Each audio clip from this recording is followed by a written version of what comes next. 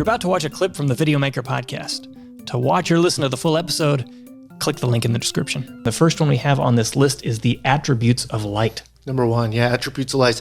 And this is I think with all of these, there are things that you run into through application, and maybe you didn't know the terms or what to think about. But there's four qualities of light, right? Yeah, there's four main qualities. We have color, intensity, quality, and direction. So starting off with color, light color. This can be color temperature. This could be with a gel. It can be anything, but that we're using that as part of our storytelling concept. Mike's got a wash light behind him that is got a CTO gel on it, so it's a little orange. We're choosing to use color to highlight an area. Mm-hmm. Mm-hmm. And you might use it,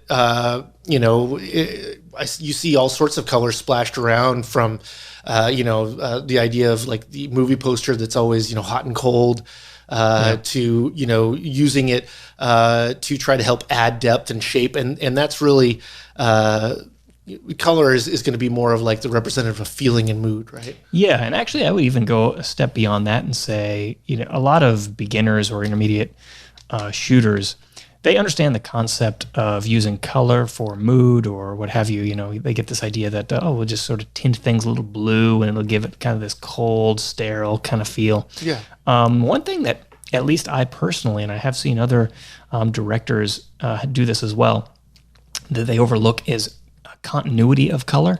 So not only within shot to shot, as in if you're using a incandescent colored light, so that's about 27 to 3200 degrees Kelvin, got a kind of an orange look.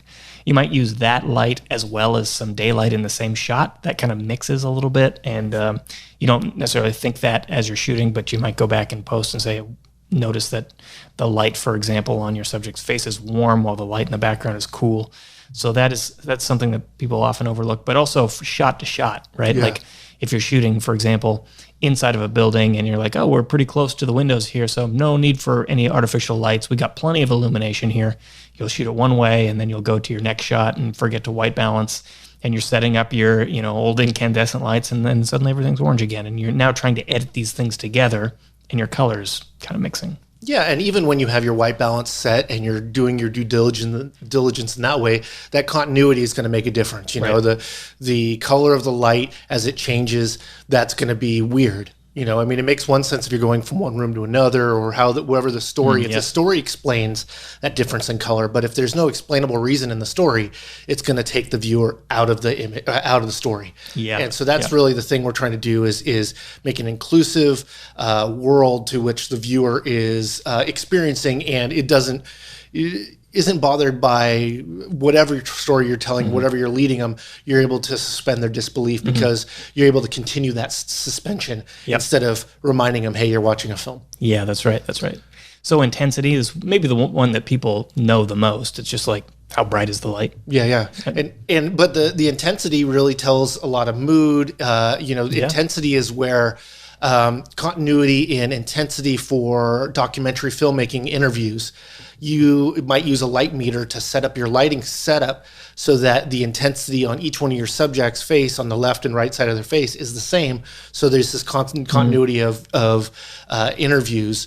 But it's making it so that, not one interview steps out of the other, but maybe there's one of your characters or people that are in the thing that do need it, and you can use then intensity to change the feeling of that interview. If there's the intensity is going to really set the mood. Like we're sitting in really intense light right now, pretty even lighting from left to right side of our face. So, it'd be pretty hard to have a real moody scene in this lighting. Yeah, but even in our case, we are using intensity very deliberately, right? We have a pretty intense key light each. Each of us has an intense key light, and yet each of us also has a background light that's shining onto the set behind us, which it has its intensity turned way down. If we had the intensity equal, shining at the background and us, we would, it'd just be like a super flat shot. Whereas now with this this range of intensities between these lights, we get a little bit of separation here. Yeah, it's all about the contrast, right? So if you want to stand out from the background can't be as illuminated as your subject because there's no contrast there. It's the same and equal a flat image. Yeah. So if you want drama, you want some contrast in your scene, you want, in our cases, we're using it to enhance our shallow depth of field. Even though it's not super shallow, we are using light to help.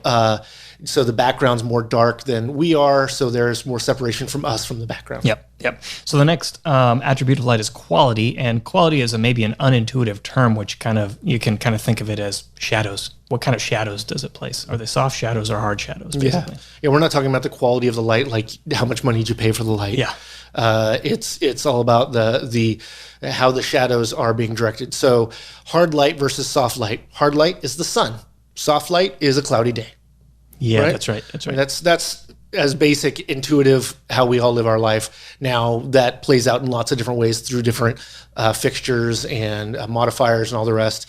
But that soft light wraps around and hard light gives a hard shadow. Noon sun in summer has a very harsh, very sharply defined shadow line, whereas around here, maybe March when it's cloudy, the shadows are all diffuse, and there's not as much contrast in dynamic range between the shadows and full sun. That's right. And like you said, soft shadows are created by light that wraps around. It doesn't have anything to do with the intensity of light, but rather kind of the relative size of the light source. Yes. If you have a light source that is, on your subject, the light is hitting the person's face from a number of angles, as in the light source is massive and the angles are coming in all over the place, you're going to get soft shadows. If you have a pinpoint light, so light is only coming in from a singular direction, you're going to get these really sharp shadows. Yeah, I mean, so in my analogy, so the clouds take the sunlight and make them they're being now sent down to the earth, diffused by the cloud. So now the sun is taking up bigger space and the intensity is more normalized across everything. And now you have this softer light versus the sun, although very large if you're next to it, like, all the way up there. But in our sky, it takes up a very small area of our sky. Therefore, it's a small, hard light. Yes. The brightest light you'll ever come across. Yeah. If you were floating in space directly next to the sun, you'd have very soft lighting. Yeah. Very even, soft shadows. Yeah, because you wouldn't exist. when you vaporize, the light just appears. So, and so this comes into, so we're talking about the sun, but with our quality of our light, we're trying to manage soft and hard light to give shape and depth to your shot. So you might use a soft light to wrap around somebody so that you might give them more depth, or it might be to flatten them, or whatever you're trying to do.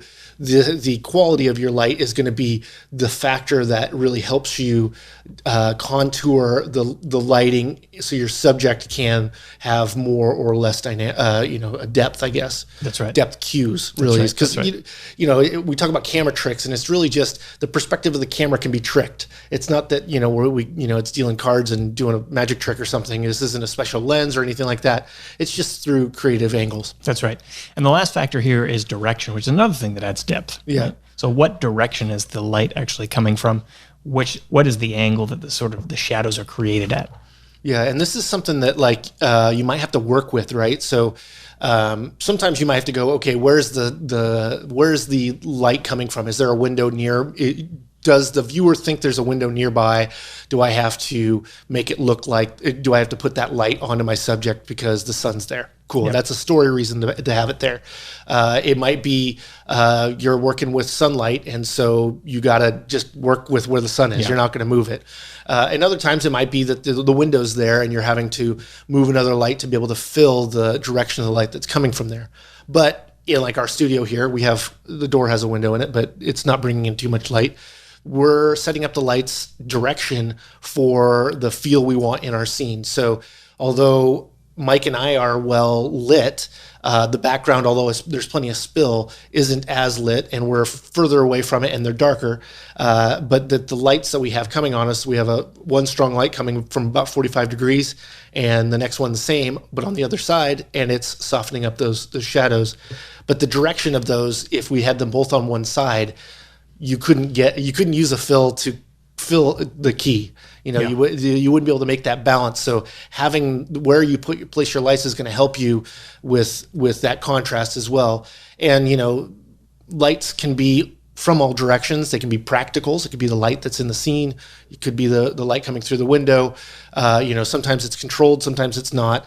But the direction it's coming from is going to make a big difference. So when you are telling a spooky story at a campfire, you put the light underneath your chin, and it makes your eye wells get bigger and full of shadows, and makes your nose look big and ominous. And so you have this, kind of spooky look. But if you, pointed at your face, one, you probably blind yourself. But, it definitely a different feel. Or if you're lighting someone from above, now all of a sudden they have a long shadow on their nose. So the direction of the light for what you're trying to achieve is going to be really important to actually achieving that feel. And it can be difficult. Like here we have a grid that the lights are on. Sometimes I wish that they were like 3 feet lower, but we'd run into them, but for some scenes that would be great. And that's when I pull out a stand and I set up a light that way. But it's the direction of the lights is really important. And like how we are here is actually somewhat difficult when you don't have enough lights, and we have a lot here. But lighting 2 people separately in the same room is a difficult thing to achieve, and it takes a lot of balance and thought. But that direction of each one of the light is really the most important part to being able to make that whole thing work. That's right. Now, we've mentioned these 4 different attributes of light, not in a way that implies that, or at least I hope that doesn't imply that you should go out and get a bunch of lights to do these things, or that you need artificial lights to play with these attributes. The concepts themselves here is important to know, because you can take them into account even if you have no artificial lights. If you're just using what you've got, a lamp on a end table or a window, you can consider color, intensity, quality, and direction of your light, no matter what is providing the light, whether it's the window, whether it's your cell phone, or whether it's a $10,000 ARRI. Yeah. Well, and think about it. You don't have to be lighting a big scene. Scenes can be large, scenes can be small. So these are things you can practice in scale. So if you want to try doing this and all you have is a bunch of lamps to try it out with, cool. If you have enough space, you're going to be able to get them closer or further away from your subject. Through modifiers, you're going to be able to adjust their quality. And, setting your white balance, I guess, so that they're all the same would be the color, unless you wanted to use color some way creatively. Right.